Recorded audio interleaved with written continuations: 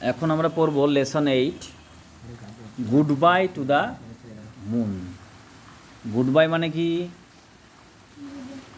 হ্যাঁ, বিদায়। Good bye to the moon অর্থাৎ চাঁদকে বিদায়। কে লিখছে? মনিকা হিউজেস। মনিকা হিউজেস 1925 থেকে 2003 অর্থাৎ 1925 সালে তিনি জন্মগ্রহণ করেন এবং 2003-এ গত হন বা মারা যান। ওয়াজ এ ক্যানাডিয়ান অথর। তিনি ছিলেন কোথাকার বাসিন্দা?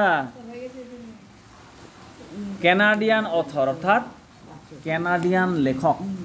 ক্যানাডিয়ান কাদেরকে বলা হয়? যারা ক্যানাডায় বসবাস করে। যেমন ইন্ডিয়ায় বসবাস করি আমরা, আমাদের কি বলে? ইন্ডিয়ান। তেমন ক্যানাডা দেশে বাস করলে ক্যানাডিয়ান বলা হয়। Who is specially known for her books on science fiction.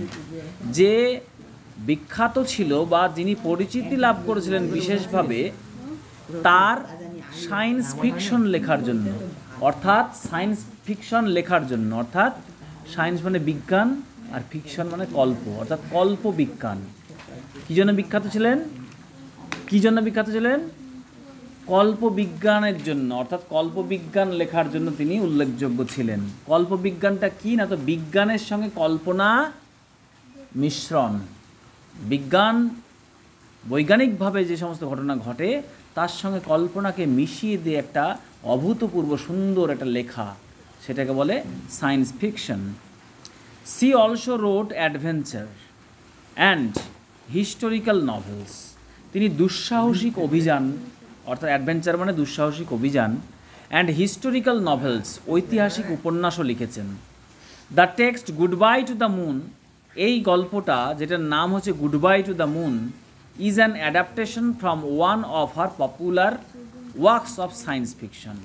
অর্থাৎ তারই জনপ্রিয় একটা কল্পবিজ্ঞান, হ্যাঁ, যেটা গল্পবিজ্ঞান থেকে নেওয়া হয়েছে এই গল্পটা, যেটা হচ্ছে good bye to the moon. আমাকে লিখে দিছে না, কথা বলবি না, টাইম ওভার হয়ে গেছে। Next, match the picture with their names. এটা তো বুঝতেই পারছো। প্রথমে আছে তোমার হেলমেট, তারপরে আছে তোমার অক্সিজেন সিলিন্ডার, তারপরে আছে তোমার স্পেস সুইট, তারপর আছে বুট। এগুলো সব মহাকাশে যেতে ব্যবহৃত হয়। তুমি দেখেই বুঝতে পারছো। নেক্সট, এবার চলে যায় গল্পের মধ্যে। ঠিক আছে, দেখো কল্পনার সঙ্গে বিজ্ঞানকে কীভাবে মিশিয়ে দিয়েছে। হ্যাঁ, চাঁদে কেন কি মানুষ বাস করে? চাঁদে না, এখন অবধি চাঁদে মানুষের বসবাসের জায়গা হয়ে ওঠেনি, অক্সিজেন নাই। বুঝতে পেরেছো? কিন্তু এই গল্পটা যেন মনে হচ্ছে চাঁদ আর পৃথিবী প্রতিবেশী বা দুটো আলাদা জগৎ। এক জগৎ থেকে আরেক জগতে যাওয়া আসা করা যায়, ওখানেও মানুষ থাকে এখানেও মানুষ থাকে। এই রকম একটা মিশ্রণ কল্পনাকে বিজ্ঞানের সঙ্গে মিশিয়ে দিয়েছে। কেন না? তো মহাকাশে আমরা গিয়েছি, মানুষ মহাকাশে গিয়েছে, তাই না? মহাকাশচারীরা চাঁদে গিয়েছে মানুষ, তাই তো? তাহলে এটা সত্য, কিন্তু ওর সঙ্গে কল্পনাও মিশিয়ে দিয়েছে যে ওখানে মানুষ থাকে, তারা আমাদের এখানে বেড়াতে আসে, আমরা এখান থেকে বেড়াতে যাই। এইরকমভাবে মিশিয়ে দিয়েছে। দেখো গল্পটা পড়লে বুঝতে পারবে।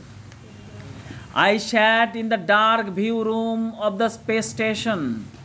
আমি বসলাম অন্ধকার নিরীক্ষণ কক্ষে। ভিউ রুম মানে যে দেখার জন্য ঘর, নিরীক্ষণ কক্ষে বা দেখার জন্য ঘরে, অফ দ্য স্পেস স্টেশন অর্থাৎ মহাকাশ স্টেশনে। I looked out at the earth. আমি পৃথিবীর দিকে তাকালাম। আমি পৃথিবীর দিকে তাকালাম। কে তাকালো? কবি মানে লেখক বলছেন, কল্পনা যেটা আমি হিসাবে বলছেন, অর্থাৎ ন্যারেটর, এখানে বক্তা পৃথিবীর দিকে তাকালেন। কোথায় থেকে? না, তো স্পেস স্টেশনের নিরীক্ষণ কক্ষ থেকে। বোঝা গেল? I looked out at the earth. আমি পৃথিবীর দিকে তাকালাম। ইট ওয়াজ সামহোয়াট ফ্যামিলিয়ার টু মি। এটা কিছুটা পরিচিত আমার কাছে। এটা কিছুটা পরিচিত। ফ্যামিলিয়ার মানে কি? পরিচিত। There was a small photograph. কেন পরিচিত? এখানে পাবা। There was a small photograph of the blue planet in our drawing room. কেন পরিচিত? না তো এই ছবিটা অর্থাৎ পৃথিবীকে নীল গ্রহ বলা হচ্ছে, এই নীল গ্রহের ছবিটা আমাদের ঘরের ড্রয়িং রুমে টাঙানো আছে, আমাদের ঘরের ড্রয়িং রুমে টাঙানো আছে। নেক্সট, আমি কেপলার মাস্টারম্যান, আমি হচ্ছি কেপলার মাস্টারম্যান, তার মানে বক্তার নাম কি? Kepler Masterman. তাহলে লেখক না, লেখকটা কে এখানটায়? ন্যারেটর, বক্তা। বুঝতে পেরেছ? বক্তাকে Kepler Masterman. Was born on the moon, জন্মগ্রহণ করেছিলাম 15 ইয়ার্স ব্যাক, 15 বছর আগে। তাহলে যিনি বলছেন তার নাম হচ্ছে কেপলার মাস্টারম্যান, তিনি চাঁদে জন্মগ্রহণ করেছেন 15 বছর আগে। তার মানে বয়স কত? 15 বছর। কোথায় জন্মগ্রহণ করেছে? চাঁদে। My mother had been dead 5 years ago, আমার মা 5 বছর আগে। নেক্সট, আমার মা 5 বছর আগে মারা গেছেন। সি হ্যাড টোল্ড মি, তিনি বলে গেছেন স্টোরিজ, গল্প, অ্যাবাউট দ্য আর্থ, তার মানে তার কাছ থেকে আমি পৃথিবীর গল্প শুনেছি, তিনি পৃথিবীর গল্প করেছেন। দ্যাট এক্সাইটিংলি আননোন প্লেস, এই অত্যন্ত উত্তেজনাকার অজানা এই জায়গাটা সম্পর্কে আমার মা গল্প বলে গেছেন। My father is the governor of the moon, আমার বাবা হচ্ছে এই চাঁদের শাসনকর্তা। গভর্নর মানে রাজ্যপাল, এখন আছে গভর্নর, গভর্নর মানে রাজ্যপাল, কিন্তু এই গল্পটায় বলতে পারো রাজ্যপাল না বলে তুমি বলতে পারো শাসনকর্তা, যিনি শাসন করেন, যার দায়িত্বে আছে চাঁদটাকে পরিচালনা করার, চাঁদ নামক দেশটাকে পরিচালনা করার দায়িত্ব আছে তার, সে হচ্ছে গভর্নর, অর্থাৎ তার বাবা ছিল সেই পদে। He was going on an expedition to the earth, expedition মানে কি? অভিযান বা ভ্রমণ। তাহলে he was going on an expedition to the earth, তিনি পৃথিবী অভিযানে যাচ্ছেন, মানে পৃথিবীতে ভ্রমণে যাচ্ছেন। And here was I accompanying him on my first ever journey to the earth, এবং আমি এখানে অ্যাকম্প্যানিং হিম, তাকে সঙ্গ দিচ্ছি, on my first ever journey to the earth, পৃথিবীতে আমার প্রথম যাত্রায় আমি বাবার সঙ্গ হয়ে যাচ্ছি। বোঝা গেল? অর্থাৎ বক্তার এটা প্রথম পৃথিবীতে যাওয়া। কার সঙ্গে যাচ্ছে? বাবার সঙ্গে যাচ্ছে। বাবাকে এত চাঁদের গভর্নর, তাকে মাঝে মাঝেই পৃথিবীতে আসতে হয়, বুঝতে পেরেছ? কিন্তু বক্তা বাবার সঙ্গে আসছেন পৃথিবীতে প্রথমবার। আই লুক ডাউন অ্যাট আর্থ, আমি নিচে পৃথিবীর দিকে তাকালাম, আমি নিচে পৃথিবীর দিকে তাকালাম। ইট seemed so close to me, এটা দেখে এতটাই কাছে মনে হলো আমার, দ্যাট আই ফেল্ট, যে আমি অনুভব করলাম, আই কুড টাচ ইট, আমি এটা স্পর্শ করতে পারি। টাচ মানে জানো স্পর্শ করা।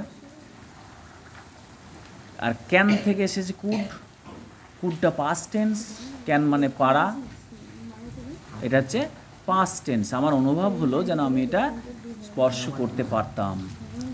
We had to wait for another 15 minutes, আমাদেরকে অপেক্ষা করতে হয়েছিল আরও 15 মিনিট। এখানে অ্যানাদার বলতে আরও 15 মিনিটস।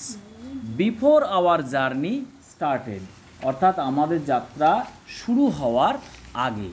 জার্নি মানে এখানে যাত্রা, যাত্রা বলতে সেই অভিনয় যাত্রা না, কিন্তু যাত্রা বলতে কোথাও যাওয়া। Feeling restless, feeling restless, feel মানে অনুভব করা, রেস্টলেস মানে হচ্ছে অস্থিরতা, অর্থাৎ অস্থিরতা অনুভব করে I left the viewing room, আমি সেই নিরীক্ষণ কক্ষ ত্যাগ করলাম। অর্থাৎ যে ঘর থেকে দেখা যায়, বসে বসে দেখে মানুষ, হ্যাঁ, সেই ঘরে সে বসেছিল, সেই ঘরটা সে ত্যাগ করলো মানে বেরিয়ে এলো। And glided down the long passage to the centre of the space station, centre মানে কেন্দ্র, স্পেস স্টেশন মানে মহাকাশ স্টেশন, এবং ওই ঘর থেকে বেরিয়ে আমি কোথায় গেলাম? তো মহাকাশ স্টেশনের কেন্দ্রের দিকে এগিয়ে গেলাম, অর্থাৎ গ্লাইডেড ডাউন। অর্থাৎ গ্লাইডেড ডাউন মানে নিচের দিকে যাওয়া বা এগিয়ে যাওয়া। দ্য লং প্যাসেজ, সেখানে সামনে লম্বা একটা প্যাসেজ আছে, ফাঁকা জায়গা, যেটা বারান্দাও বলি আমরা। সেই বারান্দা বরাবর আমি এগিয়ে গেলাম কোন দিকে? না তো স্পেস স্টেশনের কেন্দ্রের দিকে। সেন্টার মানে কেন্দ্র। I could see my father there, surrounded by reporters. আমি দেখতে পেলাম, কি দেখতে পেলাম? বাবাকে। সেখানে দেখতে পেলাম বাবাকে। সারাউন্ডেড, সারাউন্ড মানে কি? ঘিরে ধরা। তাহলে সারাউন্ডেড বাই রিপোর্টার্স, তাকে কারা ঘিরে ধরেছে?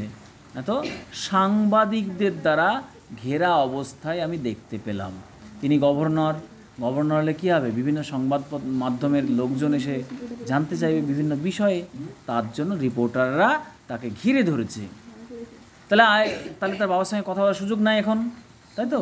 সে কী করছে দেখো, I came back to the view room, আমি আবার সেই নিরীক্ষণ কক্ষে মানে দেখার ঘরে ফিরে এলাম। হুইচ ওয়াজ এমটি, যে ঘরটা ছিল খালি। I looked out into space, আমি বাইরে মহাকাশের দিকে তাকালাম। আই লুকড আউট, আউট মানে বাইরে। I looked out into the space, অর্থাৎ মহাকাশের দিকে আমি বাইরে তাকালাম। মাই মুন, আমার চাঁদ, মাই হোম, আমার ঘর, অ্যাপিয়ার্ড ভেরি স্মল নাও, এখন আমার ঘর এবং আমার চাঁদকে খুব ছোট মনে হচ্ছে।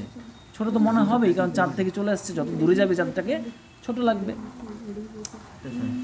অ্যাট হোম, বাড়িতে, the kids would be getting ready for the party, অর্থাৎ এই সময়তে বাড়িতে যে ছোট ছোট ছেলেমেয়েরা আছে, বাচ্চারা আছে, তাদেরকে বলা হয় কিডস। সেই বাচ্চারা কি করবে এখন? উড বি গেটিং রেডি, প্রস্তুত হবে, ফর দ্য পার্টি, অর্থাৎ অনুষ্ঠানের জন্য। পার্টি মানে অনুষ্ঠান, অনুষ্ঠানের জন্য প্রস্তুত হচ্ছে বা হবে। There is always been, there has always been মানে দেয়ার্স মানে has, there's always been a party. There's বলতে কি বোঝাচ্ছে? There has. তাহলে there's always been a party and sunrise, অর্থাৎ সূর্য উঠলেই আমাদের ওখানে পার্টি হয় মানে অনুষ্ঠান হয়। কেন হয়? সূর্য উঠলে কি কখনো অনুষ্ঠান হয়? আমরা করি? সূর্য উঠলে অনুষ্ঠান করি না, কারণ সূর্য তো প্রত্যেক দিন ওঠে। এবার মজার কি আছে, আনন্দের কি আছে, তাই ভাবি আমরা। কিন্তু ওদের তা নয়। ওদের কি? The sun rose only 12 or 13 times a year, বছরে তাদের 12 থেকে 13 বার সূর্য ওঠে। বুঝতে পেরেছ? এবার একটা কল্পনা করে দেখো তো, আমাদের পৃথিবীতে যদি এরকম 12 থেকে 13 বার সূর্য ওঠে, তাহলে সেটাও আমাদের কাছে আনন্দের বিষয় হবে, অনুষ্ঠানের বিষয় হবে, তাই না? দেয়ারও এটা হয়ে গেল। টাইমস এ ইয়ার, সো সেই জন্য it was something special for us, এটা আমাদের কাছে কিছুটা স্পেশাল, বিশেষ। কোনটা? এই সূর্য ওঠাটা, কারণ 12 থেকে 13 বার ওঠে। দ্য সানলাইট ক্রেপ্ট স্লোলি, অর্থাৎ সূর্যের আলোটা ধীরে ধীরে যেন হামাগুড়ি দিয়ে এগিয়ে যায়। ক্রেপ্ট মানে হচ্ছে হামাগুড়ি দিল, বা ক্রিপ থেকে এসছে, CREEP, ক্রিপ মানে হামাগুড়ি দেওয়া। এখানে সানলাইটটা এগিয়ে যাওয়া, স্লোলি আস্তে আস্তে, across the surface of the moon, অর্থাৎ চাঁদের সারফেসের ওপর দিয়ে মানে ভূমির উপর দিয়ে আস্তে আস্তে আস্তে সূর্যের আলোটা এগিয়ে যায়।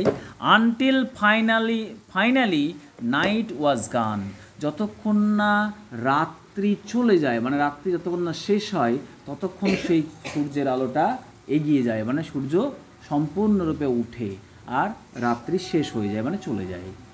বুঝতে পারছো কল্পনার সঙ্গে সায়েন্স কেমন মিক্সচার করেছে? বুঝতে পারছো? বিজ্ঞানের সঙ্গে কল্পনা, মানুষের যে কল্পনা সেটা মিক্সচার করেছে কত সুন্দরভাবে, তাই এটাকে বলা হয় সায়েন্স ফিকশন। বুঝতে পেরেছো?